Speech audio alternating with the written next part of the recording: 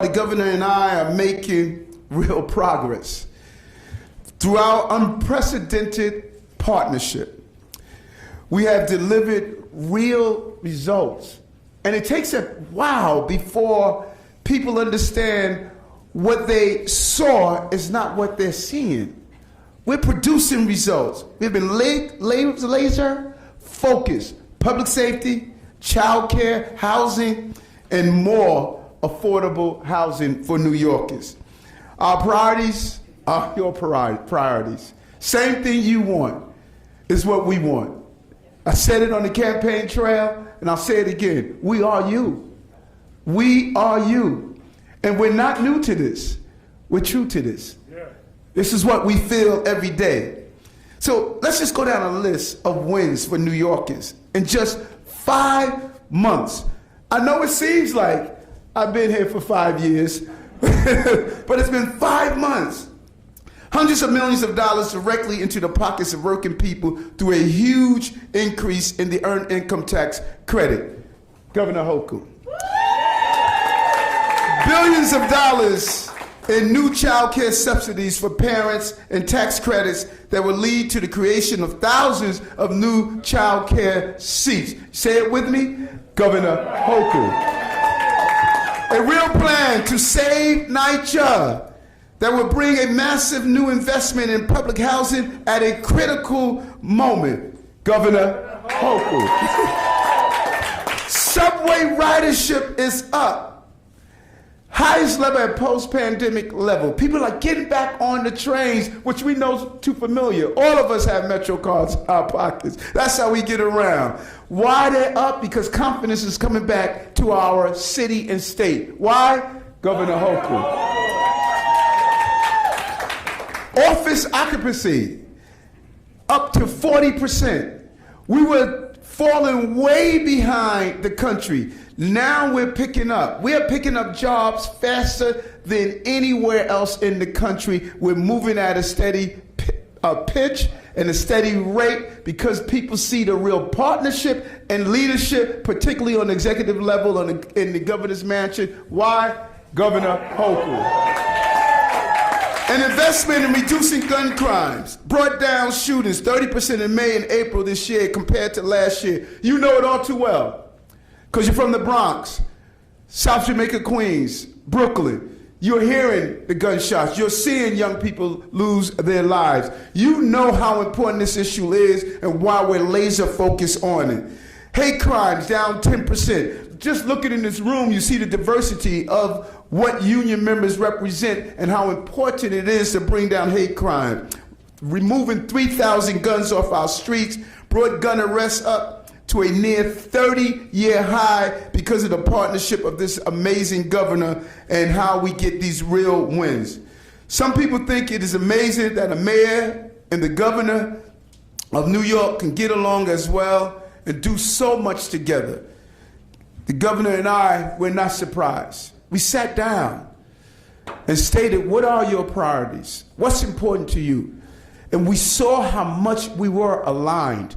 And that alignment, the foundation of that alignment is protecting working New Yorkers, protecting the members that are your colleagues and that these men represent behind me. That is our focus as we move forward. So I'm excited. I'm excited that we understand that there's so much more work to do and how important it is for us to do it together to get stuff done. We have to deal with crime, homelessness. We have to be focused on the issues that are important to us right now. And now we have a historical moment. With all of these historical victories, New Yorkers are ready to build. We're ready to get back to the city that we know it could be. Not the city that it was, where we had those inequalities, but the city that we know it could be. And I need a partner. We need a partner. We need a worker.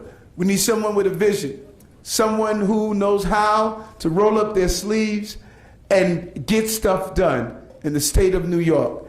I could not be more proud to state today, as the mayor of the city of New York and as a citizen of this city, With all of my career as a former union member in the police department, as a state senator, as the first person of color to be the borough president of Brooklyn, all of that is coming together for this moment to say, let's put Kathy Hochul back into the governor's mansion. I strongly endorse her as the governor.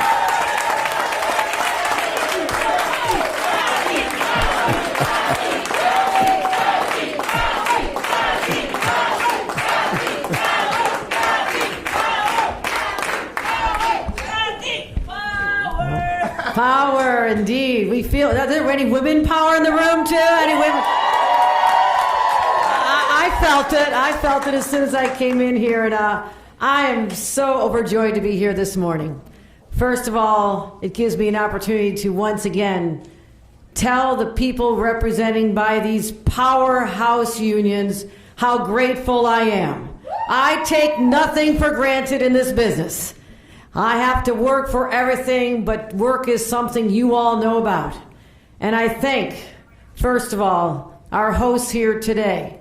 My friend Kyle Bragg, who's been with me through thick and thin. We've been through a lot of battles together on the same side, because it's a lot easier to be on the same side as 32BJ than against. So let me just say that, because you are powerful voices representing the people who deserve the very best. So I thank you for what you do. Rich Morocco, HTC came out so early for me in this process. You were there. As we say where I come from, you had my back a long time ago, and that's why I have the backs of all the working men and women that you represent as well. And Donald Nesbitt, representing all of our friends, Henry Garrido, who couldn't be here, but we've had a lot of great conversations with DC 37 in the house as well. And I'm grateful for what you do, because it's not new to me to be introduced to labor. Because I have labor blood running through my veins. I come from a part of a state. Why do I come from Buffalo? Anybody ever asked that question? Ask my grandparents, who left enormous poverty, had no hope, no future. They came in search of the American dream, and they started out as domestic servants at first. But finally, when Grandpa could get the union card making steel at a steel plant, our lives changed forever. And my dad worked at that same steel plant. And then I had members of my family who were plumbers and laborers and teachers and healthcare workers. So I am a union person to the core, with an appreciation for what you do and how hard you work every day, so beautifully articulated by our mayor as well. So from me to you, I say thank you. Thank you on behalf of all the New Yorkers that you work for every single day. Thank you. Thank you. Thank you. And to Mayor Adams, when I first ascended to this position 9 months ago, now I've got seniority over the mayor here. Some people said to me, well, maybe you should get to know Eric Adams. He's running, he's likely to win it. I said, get to know Eric Adams? Where do you think I've been for 8 years as lieutenant governor? I've been in his office in Brooklyn, talking about the needs of his community, making announcements, talking about all the ways we have to lift people up in his beautiful borough. And I said, I know him, and I know who he is. He is a fighter. And I have that same sense of passion and urgency that he brings to his job, because the day we have today will never get back again. And if you don't make a difference in someone else's life every day, then what did you get up for? That's what I was raised. Those are the values that I was raised with back home. And so we push ourselves, we challenge ourselves, we say, what are the needs of the people who are looking to us for leadership? We've come through a tough time. Both the mayor and I have had to deal with the challenges of a pandemic that just seems to never leave us alone. How can we give people hope and encourage them to come back, but there's still a lot of uncertainty. So the mayor entered his office just like I did, at a time when people were thirsting for someone to just tell them they're gonna be okay. We just as human beings need to have that sense of security, or when you're walking down the streets or taking the subway, that you're going to be okay. that when you're having trouble making your rent payment, utility payments, that you can look to government, the state of New York and through the city, to get money into your pockets to let you know you're going to be okay. If we can deliver that message, let people know that we do have their backs, that we'll fight for them with every fiber of our bodies, then we'll know that we're doing our jobs. But we have a long way to go. We have a lot more progress. We have progress to build on, but we need to make sure that people in this city particularly know that they now have a partnership where none existed before. And on election night when I was with Mayor Adams, I said the era of the governor of New York and the mayor of New York City fighting is over, and instead we'll roll up our sleeves and fight for you, the people of this city. That is the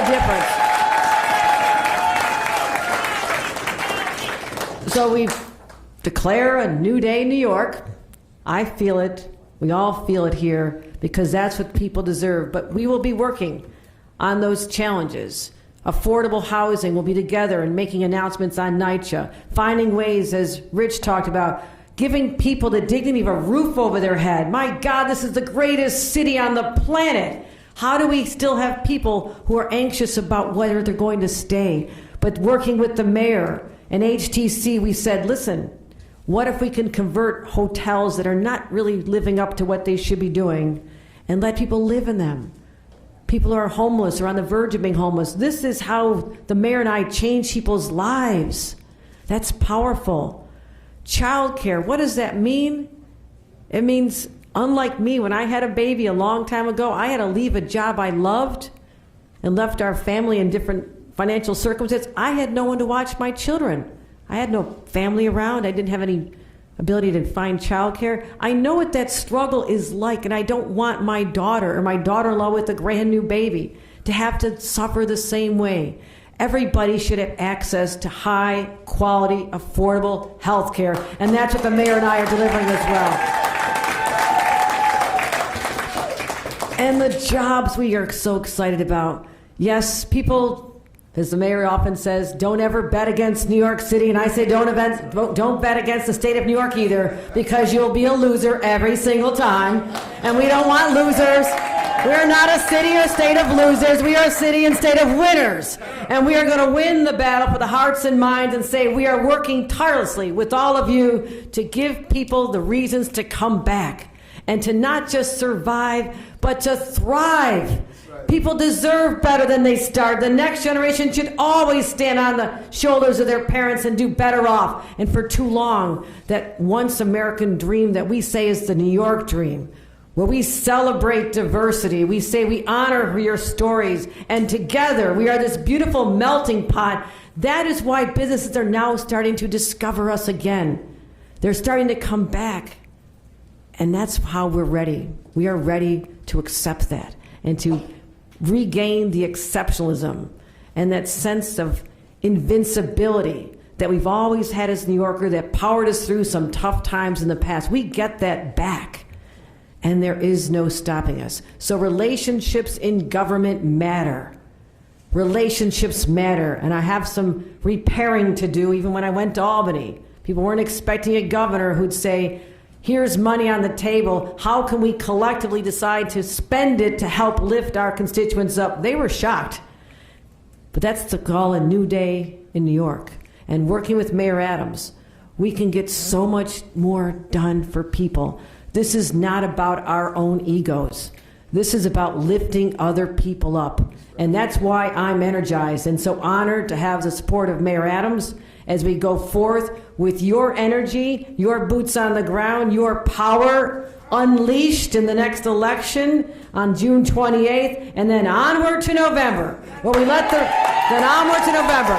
When we say to Republicans, at a time when you're trying to take away women's right to make decisions about their bodies, you will not get a stronghold in the state of New York. And when you're trying to take away our rights to protect people from gun violence, we say you will not get a foothold in the state of New York. We will make sure that we show the nation that we can pass laws that are sensible, that stop teenagers from having an AR-15 and slaughtering my neighbors in the city of Buffalo. That will end. but also the day-to-day gun violence where the guns are coming up from other states, and the mayor and I are unified in this.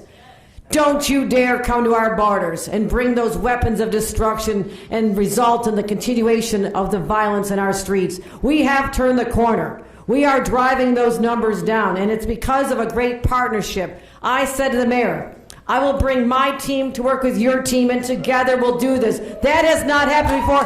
That is the new day for New York. Thank you, everybody. Thank you.